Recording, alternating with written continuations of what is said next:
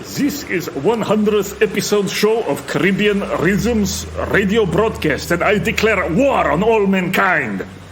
There is such a thing as spent life, not worthy of continuing, and it's not me who decides. It happens by clockwork in life history of an organism or civilizations when certain signs and omens appear. And I mean that 100 years ago, almost exactly, mankind decided it was a good idea to give people who get off sexually on violence, who get off on being violated, on humiliation and such thing, to give such people political voice and power, and even to make them half of the electorate, to include them in political community of decision. Yes, does this seem a good idea to you, to give overgrown narcissists who get off on being slapped around political power? Now, this is different from advisory. In advisory, it might even be a good idea to consult a woman, or even, you could say, sexual inverts, and even mental deviants such as schizophrenics, although I do not believe in schizophrenia. I believe this word is a creation of Ashk psychiatrists, and that schizophrenics are actually in contact with being from other dimension and such thing, and you should consult them. But I mean, such people may see things from different direction. They may see things you do not. And ancient Germans, they famously consulted women before every major decision.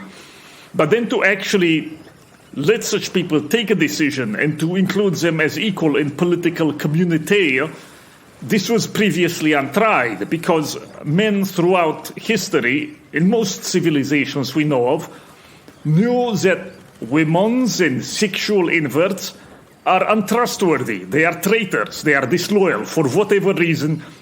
That may be a profound topic for another time.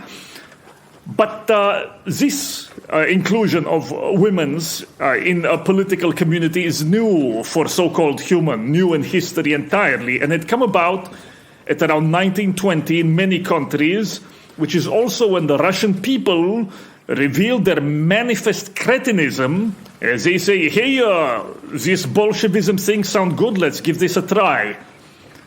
This is what the Russian believes, and these two crazy ideas, the timing is related, the content is related too, but maybe not in the way you think. When you get rid of the state form, you do not get rollicking freedom. When you get rid of the state, when you get rid of the stodgy authority of the European state, with its above and its below, I mean, the image you might have of the state in the 1600s and thereafter.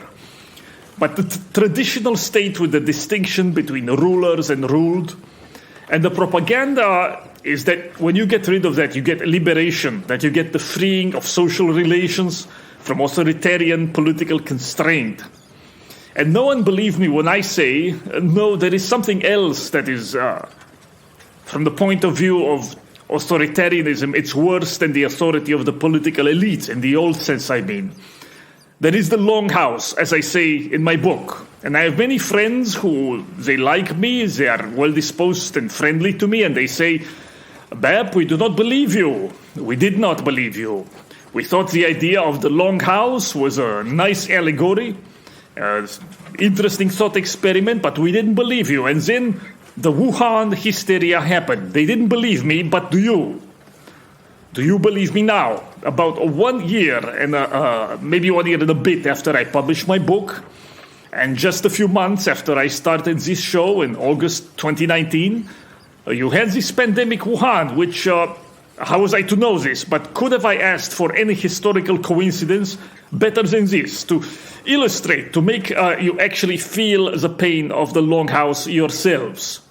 Could have I asked anything better than this peasant hysteria, worldwide peasant hysteria over the fear of death, the event since spring 2020? And only now it finally seems to be waning. Norway ended restrictions, Mexico never had them that interesting, and Denmark mostly ended them. And I just saw articles that Denmark is actually planning to get rid entirely of its vaccine program, since they were completely vaccinated almost, and they noticed it does nothing to stop a so-called Omicron variety, and in fact maybe even speeded up the Omicron infections.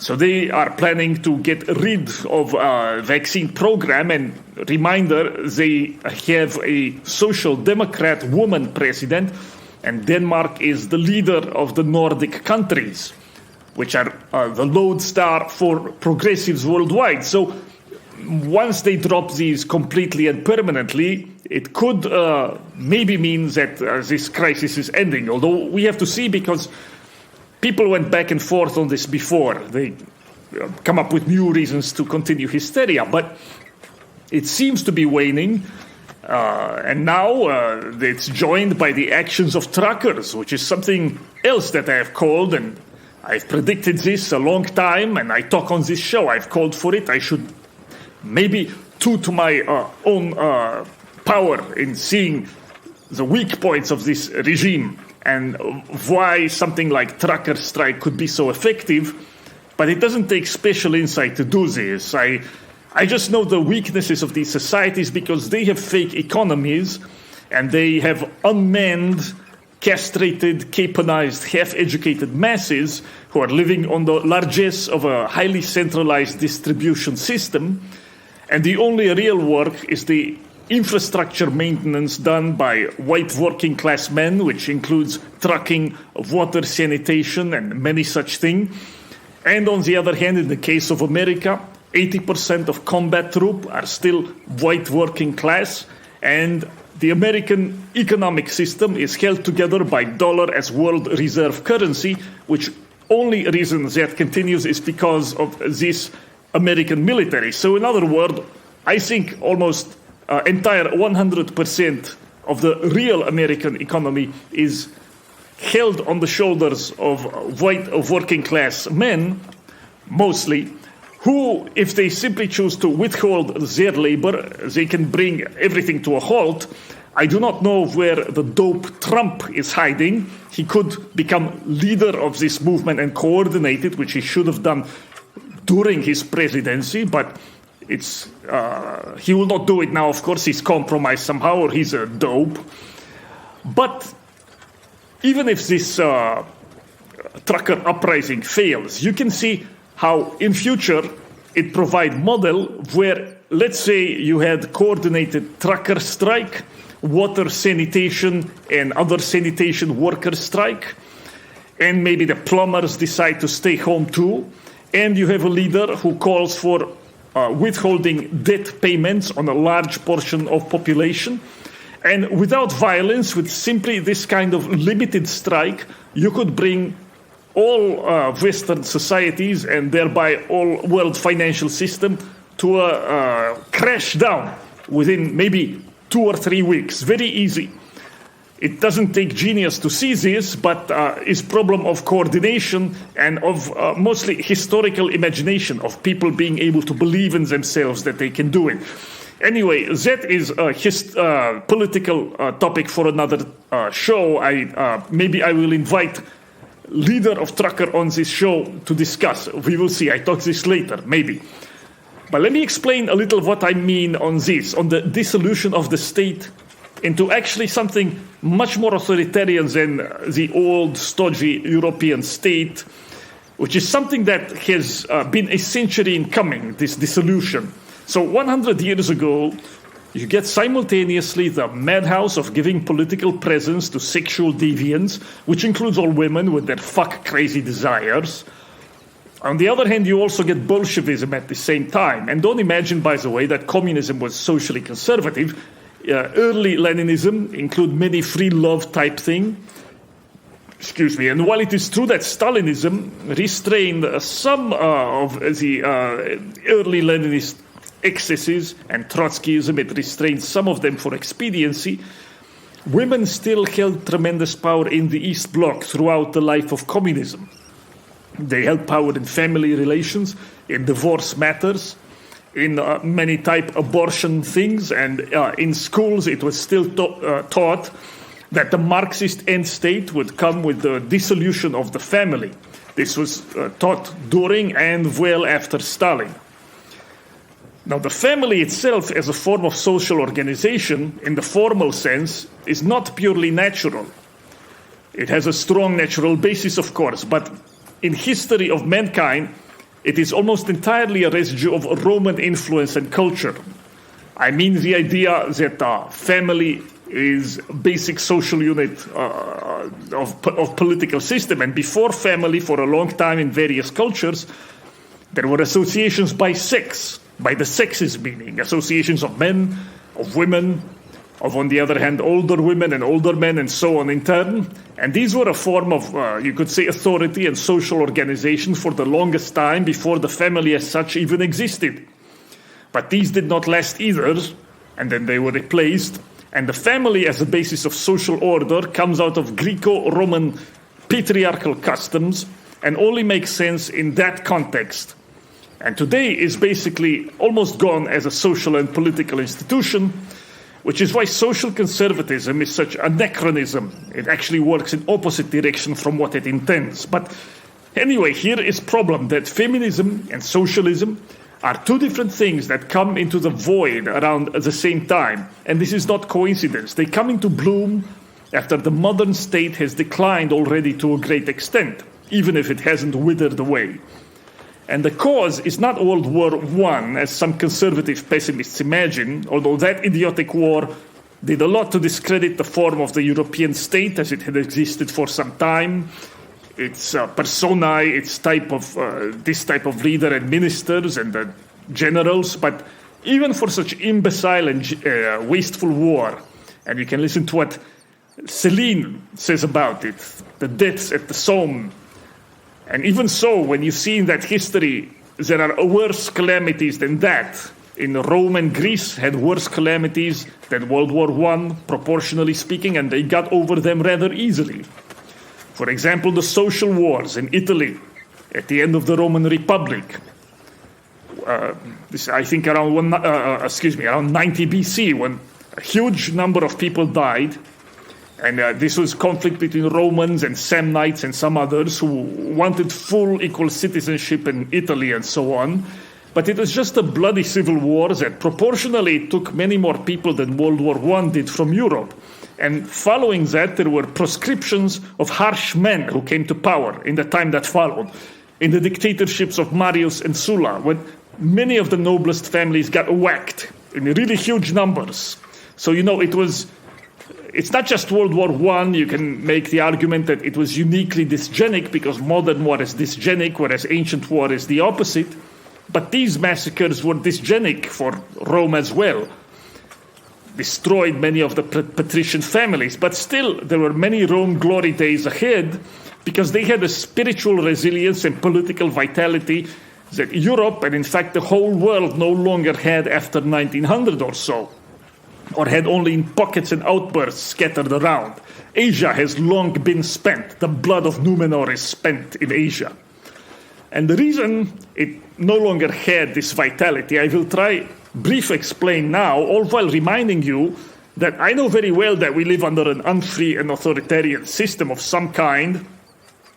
It's a system that arrested my friend Ricky Vaughan for funny and innocent memes, and that right now has just passed an action in Canada to arrest truck drivers and to steal their bank accounts for simply protesting not wanting to be treated like livestock. So do not confuse what I'm about to tell you regarding political dissolution or disintegration of the state for saying that this is followed up by freedom. This is big misunderstanding. It's quite the opposite. Men's lust for power, or what someone called men's cleverness and selfishness, this will soon invent new forms where the state fails or declines. The vacuum will be filled. And two of these forms are Bolshevism and the so-called emancipation of women, which of course was no such thing, but it was rather the giving over of society to a new kind of demagogue and pimp who could cater to, listen, it's not just women, but once you liberate women in that sense and legitimize their so-called political opinions, you're also freeing up weak men who live under their wives' thumbs and so forth. But men have always known in history, I repeat to you, that people who like to be abused cannot be trusted with political decision.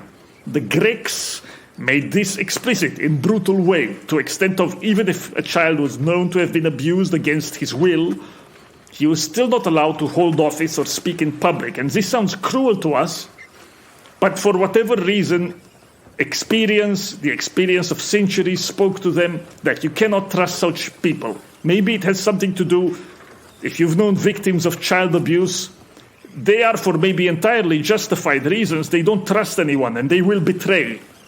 And most sexual deviants, including women, will betray anyone but their closest blood relatives, and even then, the female orgasm is a hysterical paroxysm indicative of a physiological and psychosexual disorder that is best treated through surgical excision of the clitoris.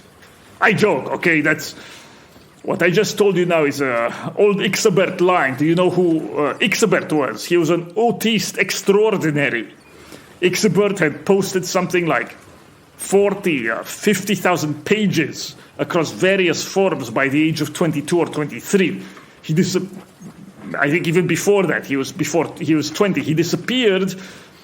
Unfortunately, he got involved in psychedelics, and that took all the tension out of his mind. That's when we lost one of I would say maybe he was the most prolific autist of the internet.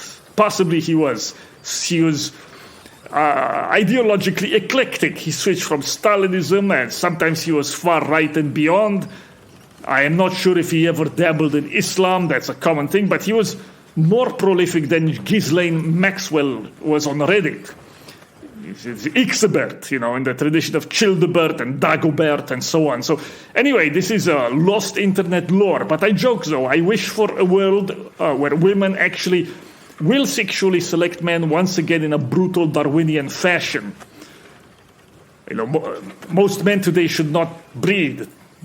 But certain things have to happen before this can be done right. And yes, I'm not Somali or Egyptoid for clit cutting, although on this note, on clit cutting, clitorectomy and this, it should be noted that female circumcision is not in any appreciable way worse than male circumcision.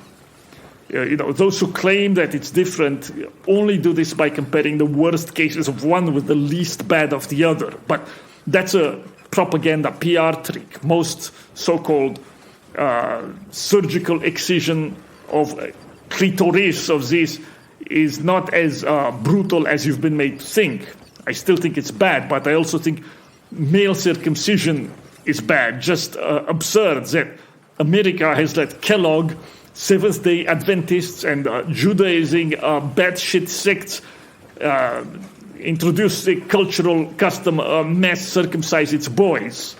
It's become a cursed no-hide land. These are the wages of the obelisks in your great cities, you see. So anyway, I'm having fun now. This is my 100th show. I'm allowed to have fun, but where was I? So what happened is some procession of event when you have a state in classical European sense. I mean the state as it developed after Machiavelli, after 1500s, 1600s or so, when you have the king and his ministers and varying degree of so-called absolutist rule, but what is really cabinet rule. The king and his cabinet of ministers rule. They form the core of the state. It's post-feudal. Actually, many of the ministers are not even nobles, but are chosen for their intellectual eminence and their ability to give advice, counsel the king, who is not threatened by smart men, and he needs to make use of their brains. The demands of the state are too large for his own brain, which is only one. He needs to make use of many brains. But this is why classical monarchies are much better for the arts, for intellectual advancement, than republics, where at every level in a republic, you are surrounded by insecure equals. Most of them are inevitably average men, and they have an interest in keeping anyone of higher intellect down. So they do not get mugged and so forth, whereas the opposite holds in a monarchy.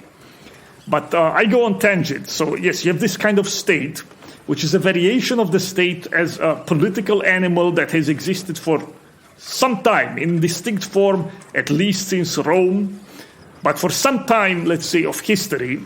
And in this state, religion is very important. The state, when you hear philosophers talk about the state in this sense, it sounds a little bit abstract. A friend once told me, Bep, I like the way you talk about the state in some things you've written because it's organic, vivid, historical sense, but when philosophers talk about the state with a capital S, and Schopenhauer, who is very vivid language philosopher, he talk about the state in this same way.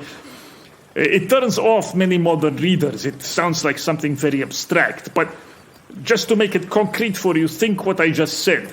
The king and his cabinet, that type of imagery. The king and his cabinet plotting together. Louis XIV and his close advisors plotting. And such state needs religion. It needs priests on its side, or some kind of religious authorities. Even Napoleon realized this, that without the help of priests, you do not become legitimate. Now, the priests may or may not be genuine in their belief, but the state authorities, even if they're genuine, they still need to be able to use religion as a tool, and therefore they need to be able to stand outside it, to have an objective view of it. And so you start to have a long tradition, political tradition, centuries and even millennia, intellectual tradition, therefore, of the uses of religion for statecraft and for political life. And this political unity enters complicated relation with genuine religious faith, which also sees an interest in having the state on its side for obvious reason. But this is then the so-called tutelary religion, state religion. And the reason is necessary is because for state to exist in this classical sense, where there is an above and a below, a ruling minority and a ruled majority, religious awe and religious mystery need to imbue political life. The majesty and sanctity of religion needs to accompany political authority. Otherwise, this no work. And priests and even genuinely religious people who are concerned with the propagation of their faith, in turn they find this useful again for many reasons, no less of which is that the average dumb person is unable to convince himself of obedience to power, or to conceive of divinity in its majesty except in this earthly way. So for the average dumb, the king or the might of the state imbues him also with the awe of God. But something very different happens in a democracy. And people who try to extend this, what I've just said now, this classical state model, and this political use of religion, and the tradition in political philosophy of talking about state and religion, people who try to extend this model to our own time are very wrong, because none of what I've sketched out here exists now, even by analogy. Not even in Saudi Arabia, where this model is still attempted in some form. Maybe I will give you Bhutan, maybe, but who knows if it's still true even there. But after a democratic age comes, and it doesn't need to come practically, if it comes spiritually, if people are convinced that the people stands sovereign above all. But once that happens, something very different takes place.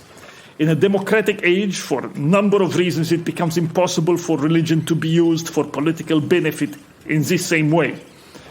And yes, I too have heard of Karl Rove, thank you, and even Erdogan and others, but that's Hollywood schlock to believe that these kinds of pimps use religion in the same ways that the king and his cabinet did before 1800, or that a Roman official or magistrate did.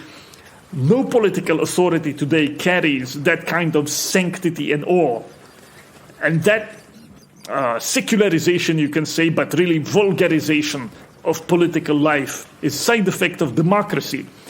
Because religion can then no longer be used for political benefit in this way. It devolves to a private affair. And without state support, it evaporates finally in a kind of subjective interpretations. Even if you don't have open Protestantism and so forth, it degenerates in sects, in personal vague preferences, and on the other hand, the state itself becomes just a tool to get things done. A bureaucratic administrative apparatus, a machine that has to be captured to punish your enemies and to benefit clients and this type of thing. Much like Carl Schmitt, the state has become this machinery for benefits that factions in a country seek to capture for their own partial good. It becomes a Benny's engine, and nothing more than this. Its majestic dignity evaporates completely. It becomes a tool. And what sets off in motion, you see, this change is the lack of religion, but ultimately what sets off this is democracy itself. And at first, democracy seems to intensify religious belief by separating it from political and institutional use and making it a private thing. Tocqueville talks this, how religion in democratic America actually seems stronger than in Europe, where it is a state affair. But that privatization of religion inevitably leads to a dissolution of religion in general, and then a contempt for the state as such, which can't survive without a tutelary religion, which is why a wise man called democracy the historical form of the decline of the state, which is everything I've been telling you in this segment. The problem with this is what happens after this decline of the state, which I repeat to you is not anarchy or chaos. That happens last, if it happens at all. What happens is emergence of possibly new forms into that creeping void. And these new forms are this new creature we see today, which doesn't completely have a name. It's not quite fully defined. It's still wearing the skin of the old states. Some of the forms, it's inhabiting them. But what it is a type of gynocracy and a type of absolutist herdism. It's very far removed from the state as existed, where you had executive power in the king and the cabinet and so forth, and a clear above and below.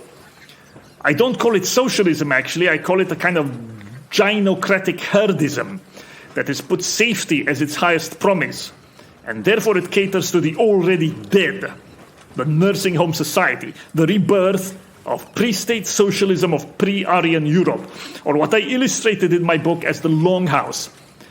And what luck I, a humble internet poster and humorist, have had with this Wuhan thing, but what misfortune mankind has had, that now you see in practice how everything I told you is true. That you live already in this, although it hasn't understood itself fully in this explicit way yet, but you live already in a post-political, post-state, gynocratic order, so to speak.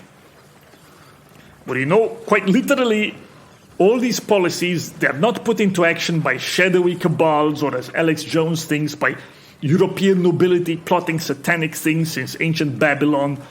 That's people who still have the vestiges of political thought and think, no, there must be a smart executive planner behind this whole thing. But actually, you are just enslaved by the desires of 40-something femcells who haven't been fucked in years, or by the husbands of the occasionally married femcells who bully their housebounds. And I repeat to you that before the modern age, there was some shame in being dominated by your wife, but now, since it's promoted as normal, you have this large mass of men, at least 20 to 30%, who, in the state of nature, they would probably be gay of some kind, and they live under their wives, they're their housebounds, and this kind of political order is what the... excuse me, I misspeak. It is not a political order. It's very much a sub-social order. It's a kind of biological order. But that's what this emerging administrative condition caters to. And the predictable outcome of the decline and withering of the state is not a return then to hippie freedom and to individual self-fulfillment, but you see already now that the seemingly authoritarian forms of the stodgy old European state, with its religious mystery of authority, its wars and its militarism, its exclusion of women, this was actually necessary to keep back this night descending on mankind now, which is, this night is always in the background of human nature, looming to descend, because it represents one strong, persistent side of the human so-called animal in its broken state. And the old European state, the old political order of men, the political community of men since, let's say, beginning of some effective history, was keeping back unfreedom and the smothering of life by women and fags and olds. And secular mass democracy and so-called enlightenment, which Nietzsche rightly or wrongly calls naturalized Christianity, but these things represent freedom and apathy and lassitude. No, they do not. Some conservatives fear that. The end of the state, The liberals are right. It represents chaos and anarchy and lack of order, but that's not what comes. A previous dark order comes, the dark yoke of female and deviant tyranny, which is darker, more hopeless and brutal than any that has existed. A tyranny that promises horrors even worse than what Bolshevism or communism delivered, which were themselves attempts in a different way to inherit the forms of the state and replace it for a similar purpose. And this is why I tell you that with my book and show, although I use humor and I try to joke with you, but in part because I joke because it's the best way to break free of this lame, narcissistic, self-important style that is now favored by intellectuals. It's also the best way to talk to people. Humor is... But in part also because you can say Bep is a buffoon, I enjoy a joke. But these are my attempts as a humble internet poster to declare war on all mankind. I declare war on them for this idolatry, this embrace of Moloch. I declare war on the bug creature who is born and lives in fear of death and wants to make a world a surveilled, padded nursing madhouse. And I know there are still some like me, and I ask, do you want total war? Do you want total war on this meek, sniping, scurrying centipede people who couch themselves in language of equality and freedom, but now no longer even in the language of freedom, but of safety? It's come out in full their explicit desires. But they welcome through this the most satanic tyranny the world has seen. I declare war on mankind. Total war. I come with tablets of hatred and destruction for this breed of mankind. In hundreds of years they will say, he came on a donkey with tablets of hatred for all mankind. He was a Moses to the frogs. He was a Moses to the redeemers of the world in fire.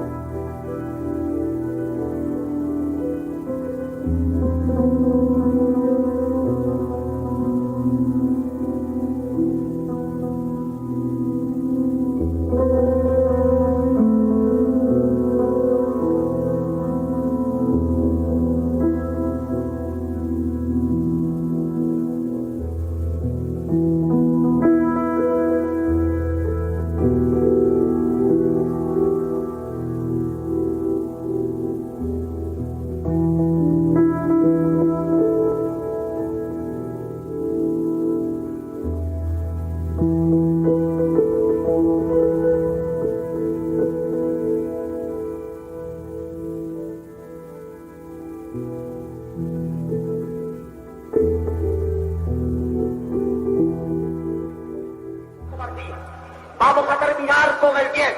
Vamos a reaccionar civilmente, gallardamente, frente a aquellos que atropellen la unidad de la patria, el señor nacional o el honor de los españoles. Yo voy a atreverme hoy aquí a daros esa voz de mando. Adelante, españoles, sin miedo a nada ni a nadie. Por la fe y por la patria, las banderas en alto. ¡Viva Cristo Rey! ¡Arriba España! ¡Adelante España!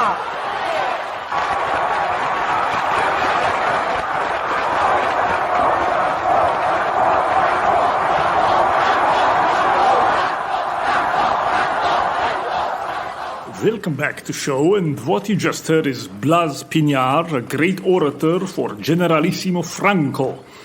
Do you enjoy this majestic voice? He drove a crowd to frenzy, and that address is from 1981, I think, by the way, which is after Franco died, and Spain was no longer a quote-unquote dictatorship. It was supposedly a democracy, different kind regime.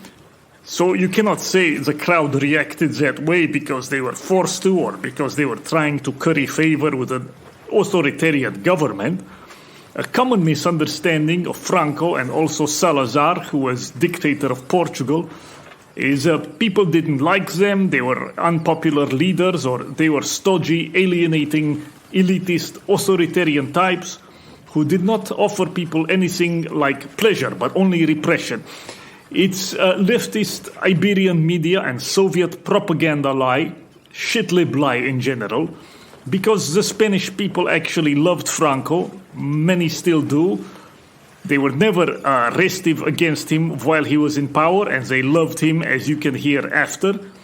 And his nation was also much freer than modern so-called democratic Spain, by the way. But what I mean to say, everyone know Mussolini and Hitler riled up the people and had wild Dionysian demagogic rallies and so forth, but many assume that Franco or Salazar were these stodgy types who ruled by dictatorial diktat authority and by force only, or who ruled in name of religion, stodgy religion, cynically, or who were placeholders for monarchy, and therefore, as the plebs imagine of monarchy, that they had in general some kind of dour rule.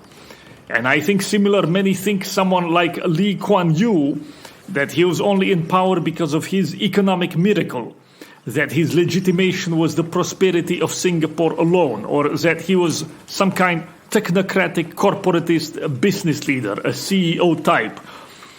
And to be fair, neo-reaction people maybe rightly or wrongly love him for this, but they wrongly love him for this alone. So, in other words, there are a kind of authoritarian nerd, of which I say this in friendly way, neo-reaction people are one kind of authoritarian nerd, and then the Catholic monarchist is another kind, and these generally tend to be dour people, like most nerd, hyper-cerebral and divorced from emotion, and such people who popularize either Lee Kuan Yew or Franco tend to be dour themselves, so they, even the defenders of these, forward these misunderstandings, these misinterpretations of these leaders. But if you look at rallies of any of these three men, Franco you just heard, but also Lee Kuan Yew used Thunderbolt for his logo imagery. He used a British fascist logo. And Lee Kuan Yew, you see, he actually had great populist charisma in his speeches. If you watch some television speeches when he talked, he sometimes go in white shirt, and he was not afraid to let loose, man. He was not inhibited. He could talk with charisma of any demagogue like Mussolini. And this, what I try to tell you, you can't... I know some of you are autist dork, and that's fine. Maybe I'm a little like you also. But you cannot have effective state that is based just on technocratic management, that treats country like corporation for profit maximization, or that treats it like a religious moral doctrine, that is based on this, in the case of someone like Lee Kuan Yew, some neo-reaction imagined that it is built purely on this corporatism plus authority or force. And that omits or avoids the emotional, charismatic element. After the death of a tutelary state religion, you see in 20th century there are attempts to substitute for this instead. You have this instead, the natural magnetism of certain men is meant to substitute the previous religious aura that hung about the state. But perhaps the charisma is something had always been necessary for leadership, but now it become maybe the only thing to rely on besides force. But the point is, the state needs authority to come shrouded in mystery and a religious type of awe, of which the natural magnetism of someone like Mussolini, and many don't know it, yes, but somebody also like Lee Kuan Yew, or in case of Franco, if he himself was not that charismatic, he found men like Blas Piñar to make use of them for this purpose. Because you absolutely cannot have a state of any kind actually without this.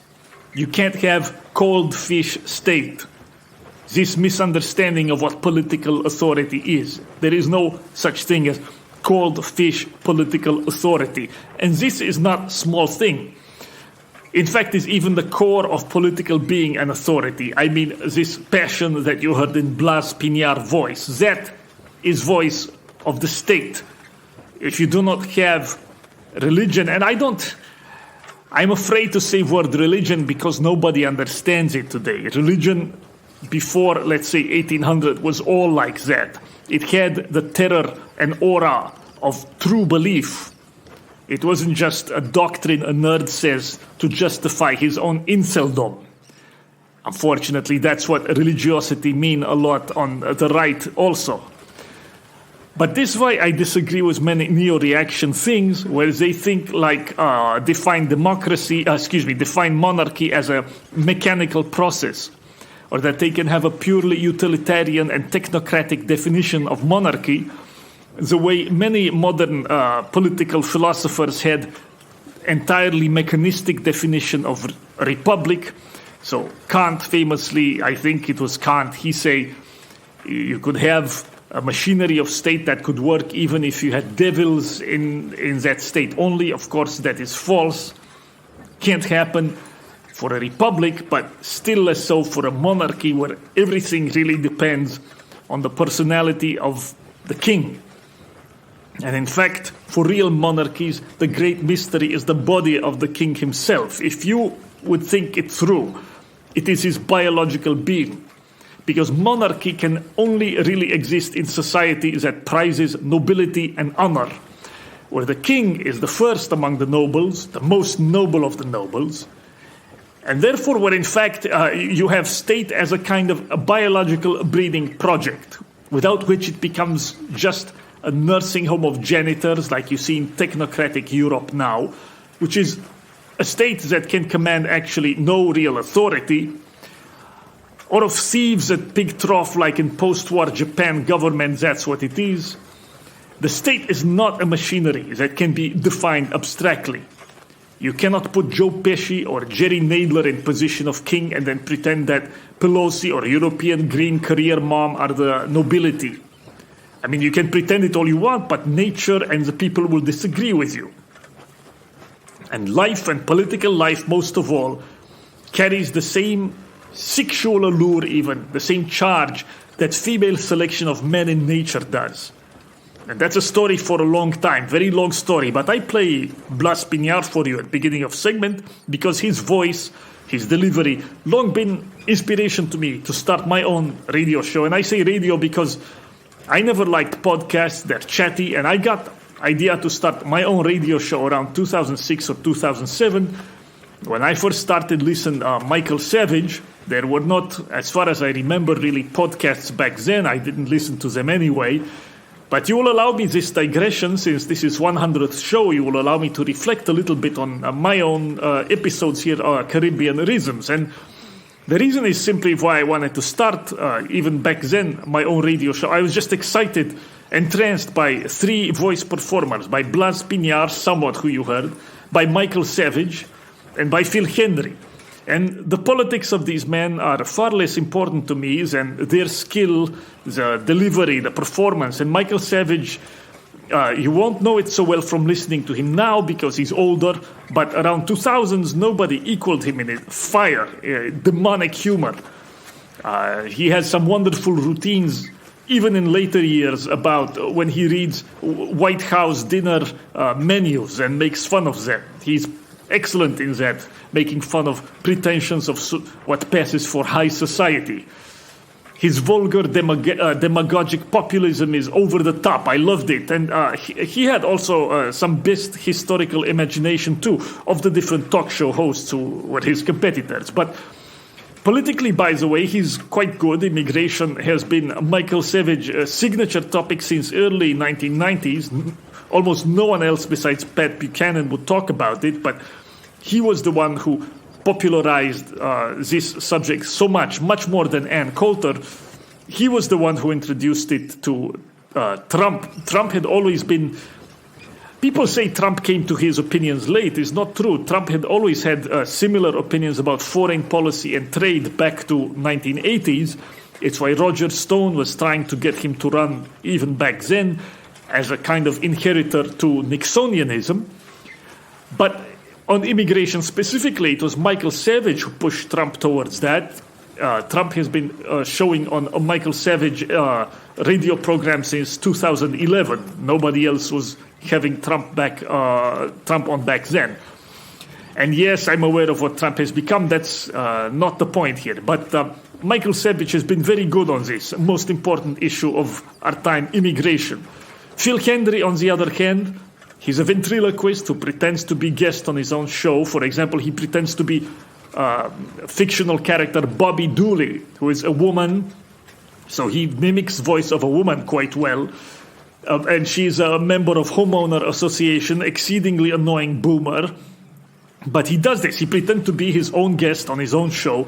It's always something completely ridiculous, like this Homeowner Association bitch, or a man who sues his own wife for humiliating him, and people call in not knowing they are arguing with the host and guest being the same person. And sometimes he makes 3 or 4 characters interact seamlessly in dialogue. I think he must have half schizophrenia, he must have incipient multiple personality disorder, but it's amazing performance. I've never seen anyone do something like that. His politics are stupid.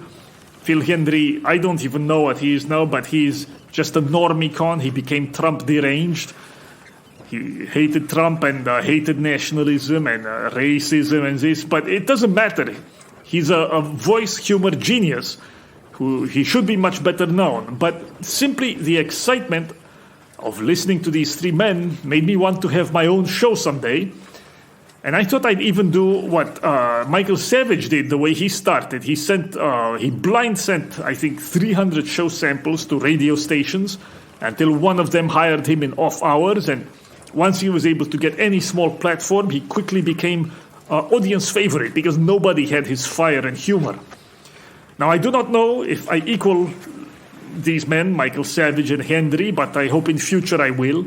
And I'm glad to know that my show started also quite small and steadily has grown to where I think I have over 5,000 subscribers now, which I never thought I would have. And, I say naughty things on my show, but it spreads primarily by word of mouth, which make me proud. Because, again, as I am told, no one gives you this density of information, unusual opinion, and also laughs on every show, if I may praise myself. And in preparing this show, I looked a bit also, and I asked to see a number of listeners who were curious about my own views, how I came to them and why I start a radio show, how I came to my ideas. And I see no reason not to tell you, because it's not doxable information quite, because being a bona fide spurgoloid, like many of my dear listeners, my intellectual origins, so-called, are entirely internal. They're a matter of my own daydreams and reveries.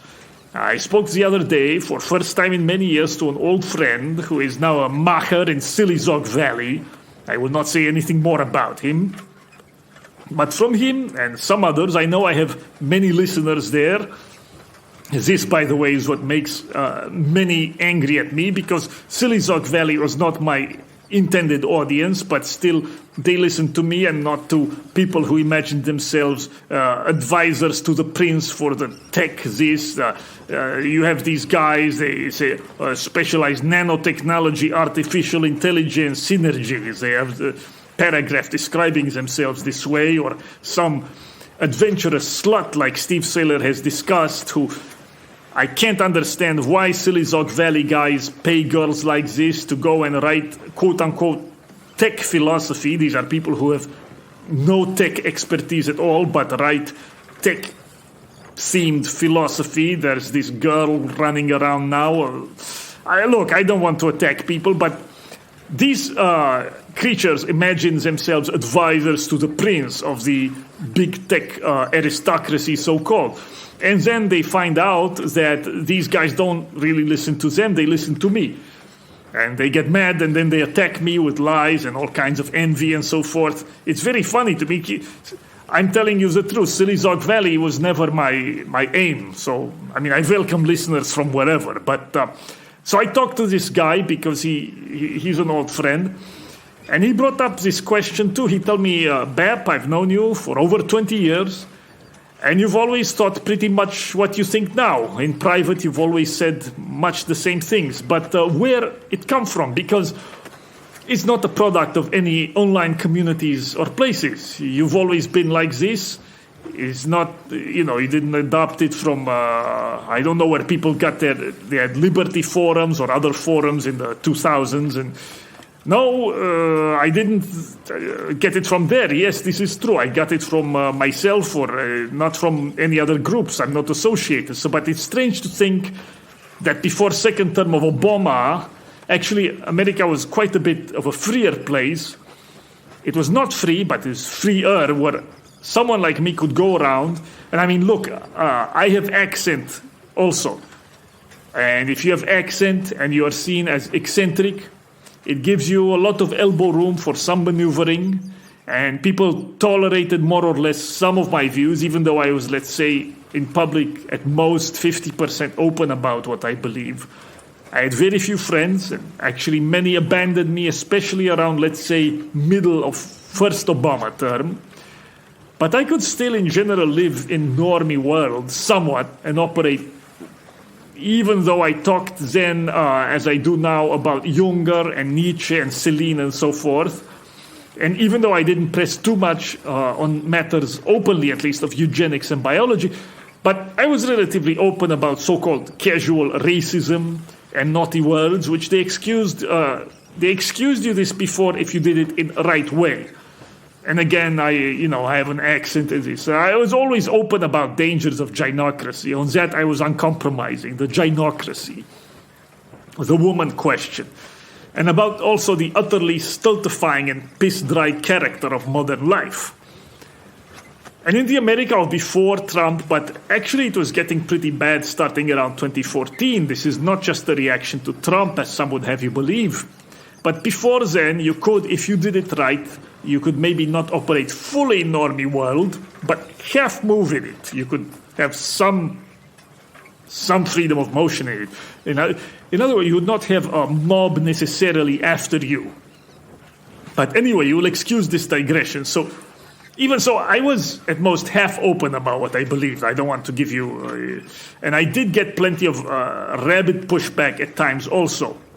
I got in trouble in high school as early as that, and consistently after, not just from shitlibs, but reliably. Who attacked me the most, who hated me the most. It was normicons, even back then. It was normicons and the strivers to become part of the normicon and neocon so-called establishment, which is very easy to become part of them. A high IQ is not required. Just look at Jonah Goldberg or... what's the other guy? They look the same. The cuckold with bald hair and goatee from National Review, who wrote that he wants to see the white working class wiped out. Kevin Williamson. I'm sorry, the physical description describes all of them. They all look like that. But these are guys with IQ at most 115. It doesn't take special intelligence to become part of normie-con and neocon establishment. You just have to repeat what they like to hear. And if you're immigrant and you say that, they love you for it, you know. But if you're immigrant and you say opposite things, they get a little bit iffy. These people hated me the most. Some dwarf even one time say, I forget his name, because again, they look interchangeable. And it happened more than one time, more than one iteration. But some dwarf conservacon intellectual wannabe got mad because I mentioned Plato and Nietzsche. I mentioned Schopenhauer, and he said, oh, you just named the reactionary thinkers. So this is how far intellectual conservatism had declined into this doctrinaire thing.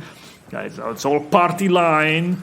You know, Bill Kristol is a spokesmouth for a party line, and they worship Lincoln and Churchill. And anything outside of that, you're a dangerous fascist. And these were the worst, much worse than the shitlib. In much the same way, they still are the worst, and now the alt-light people also have joined them. You know, people who are the most sensitive at thinking that the left might unperson them at any time, so then they become the worst kind of sycophants and pointers. Oh, look at him. He like Junger and Celine. I am not like him. I am the right kind of liberal. I denounce him. I denounce. Do you denounce? Comrade, do you denounce? This kind of thing.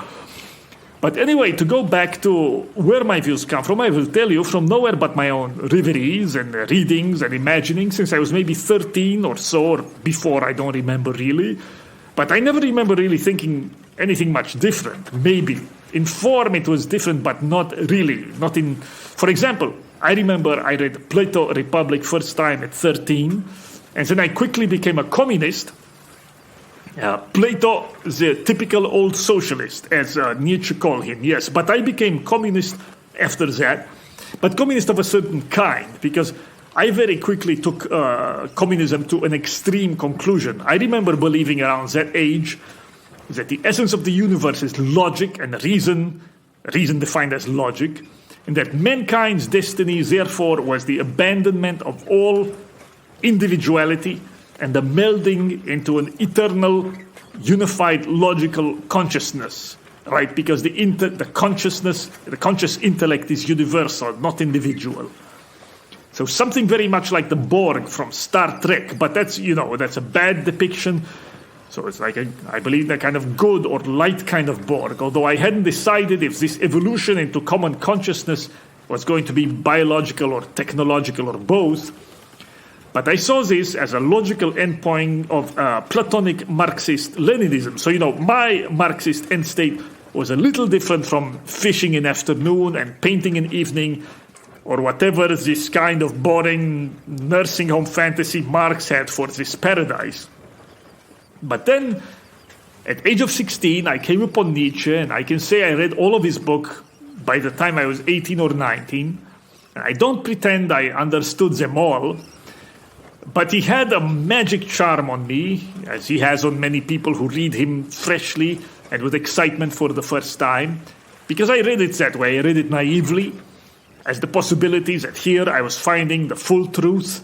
I always want to read things this way, by the way, and I always have.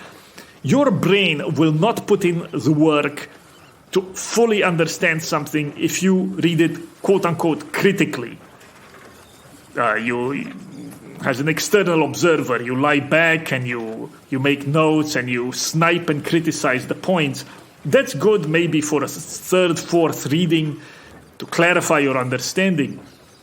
But on the first or second reading, you must have this excitement that here you are finding the truth of the world. This also how Nietzsche read Schopenhauer. He found him in a bookshop when he was 22, and he stayed up 3 nights, couldn't put down the world as will and representation, because he felt here was revealed the true nature of the world.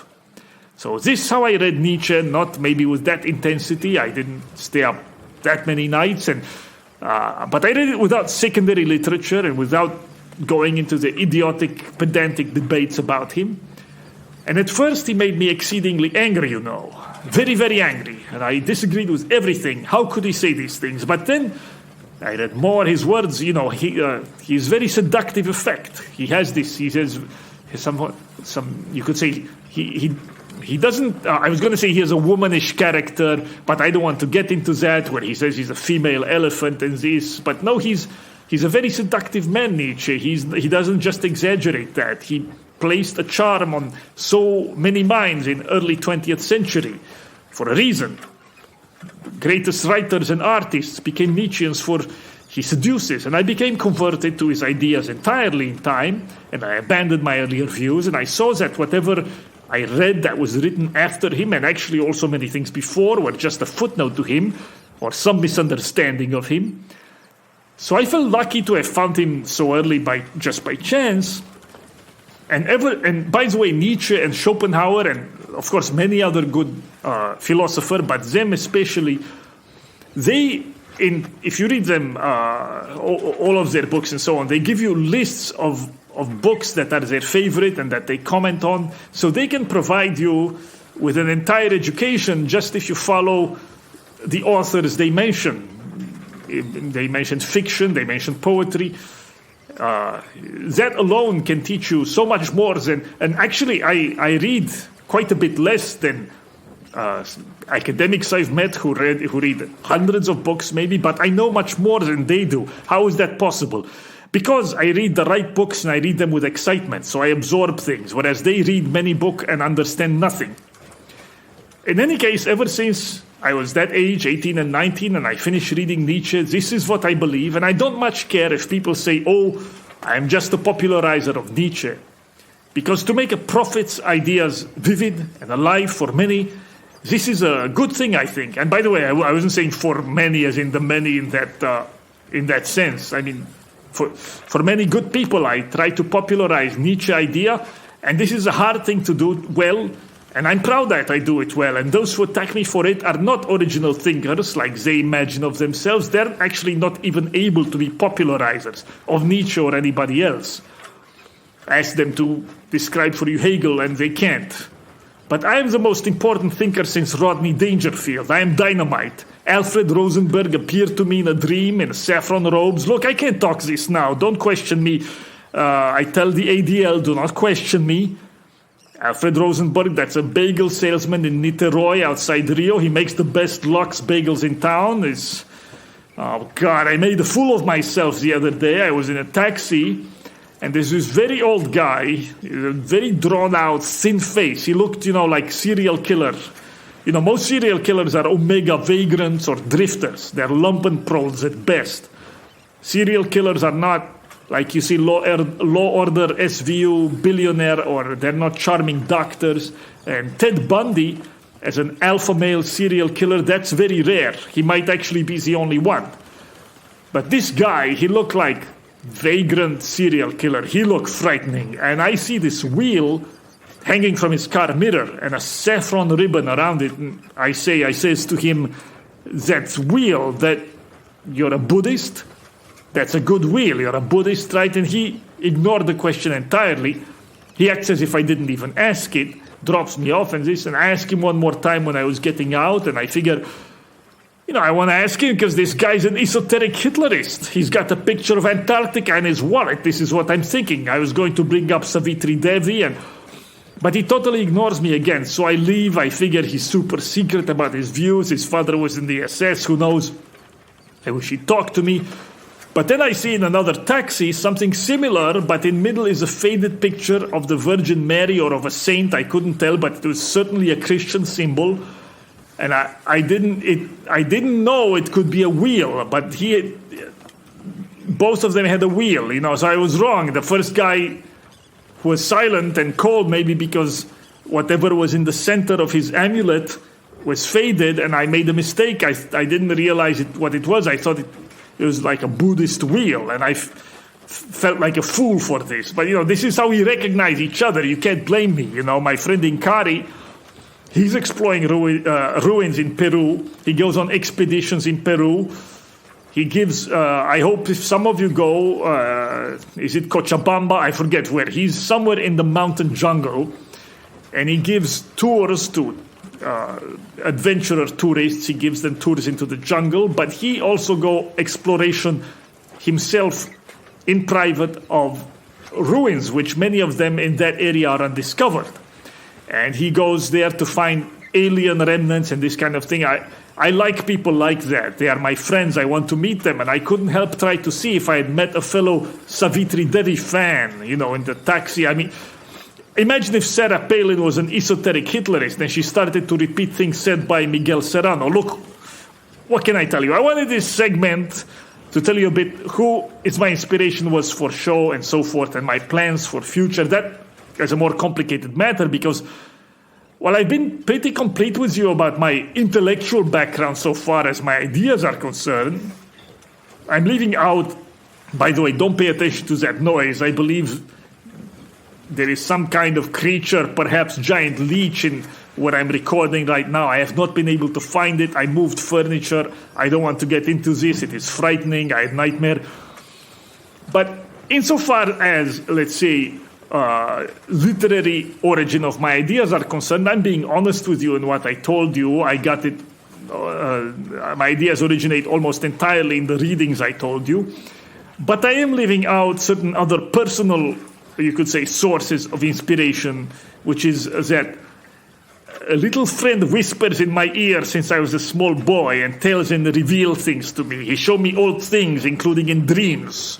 He transfigures cities I've been to into giant temples with white pillars and violet black light. Do you want me to get into that? Because I will not. Nor will I get into my other plans. So, what I do on Twatter and this evangelism that I do with book or show, these are means of meeting friends ultimately. But what I plan in future to do with certain friends that I choose and that we meet slowly, we meet first online and then we meet slowly, but what I plan to do with a close friendship group is something quite separate. And the reason I'm saying this to you, because if you're young and excited by ideas of me and my friends, which can excite you, but do not confuse Twitter postings or even this with activisms or a movement. We are not a movement online. Our job is just to tell the truth online. And ultimately, that is just pillow talk. And there will not be a movement either in the sense of, we're coming out into the open directly from online. That's a more complicated subject I leave for another show because I would have to get into detail for you. You can use online to organize, but not directly. In other words, people who go and think they can take the online into real life directly, like Paul Nehlen or some others, they are fools. So you'll never see that kind of idiotic so-called movement from me. But there might be something better, though, but I can't talk it. You will see. When I unleash my might on the world, you will know it. In the meantime, for further amusement, consider if I should, in short run, write pilot to special sitcom. It would be a great improvement on Seinfeld, I think, where it would be Thomas 77. You know, my friend, he has come on this show twice, and he has a very popular account. He revealed many things on history. But Thomas 777, he will be starring in this sitcom along with other frogs who go to Japan to live in one-room apartments in Tokyo and get to all manner hijinks and talks and this. And it would be a celebration also of Tokyo, which has not ever been shown in series format in American Anglo media, as far as I know. Certainly no one has shown expat life, I think, in Tokyo or anywhere else in the world, and I could do that as a light-hearted exposition of our views and way of life and our aspergeries. And I even have opening scenes in mind. It starts Thomas 777 of streets of Chicago doing his wood thing, posing in bathroom mirror, subway, flip knife, menacing various people, journalists, and then in bar putting down some roasties with his humor. My friends are racist, so shut the hell up, and this. And various other frogs posting online. We can show them in opening scenes, cutscene. Various frogs posting at computer. Me meeting train master for Popeye Chicken, communicating on iPotato phone about breast milk's economy, making breast milk economy proposal and train schedules and so on. The Minnesota Democratic Party and Peter Dawu coordinating mysterious on phone about the danger of Bronze Age pervert. And then you cut scene to smoke-filled room, smoke-filled wood panel leather room, like conspiracy movies, when the Bobs meet. And in this smoke-filled wood panel room, you have Peter Thiel, Elon Musk, and other Nazi neoliberal billionaires smoking cigars and talking darkly about a change in spirit, this new awakening, quote unquote. And they are in communication on very large electronic screen, Zoom, with various Japanese Zaibatsu megacorps about the need for a new east-west axis of awakening running through Tibet. In shadow in corner of Zoom screen, you see man in shadow with green gloves.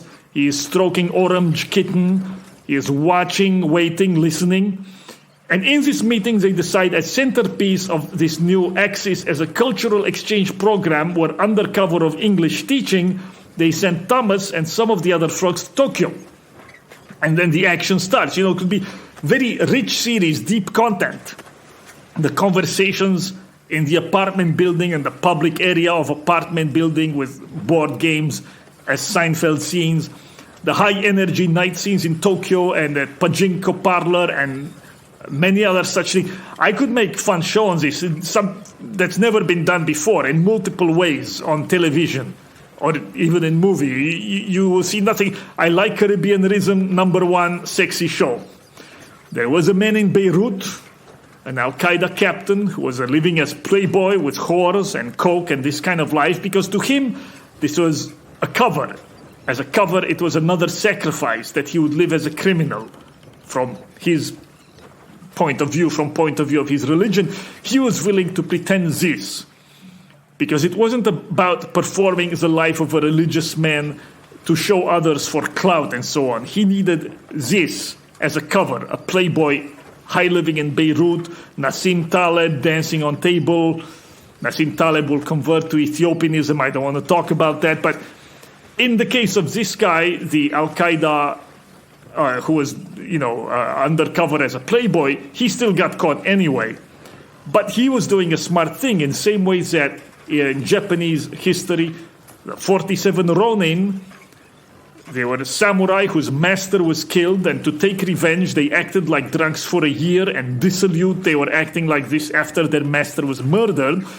And they did so to draw attention to themselves as harmless carousers and to get enemy to lower his defenses. And my point is, do you have this minimal discipline now to do and act what's necessary in moment?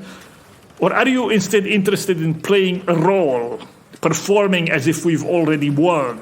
That's called, my friends, Tartuffery and Pharisaism, and I'm not interested in that. I have an interest, you could say, in short term, in reaching PewDiePie audience and similar. I have no interest in performing and being a minstrel show monkey for intellectual class. And if you all ignore me in intellectual class, I don't care. It would change nothing for, it wouldn't change anything for me. We have other priorities. #1 sexy show. Anyway, ask HBO if they want to do my Tokyo series. I'm serious. It's very nice. I'll be right back.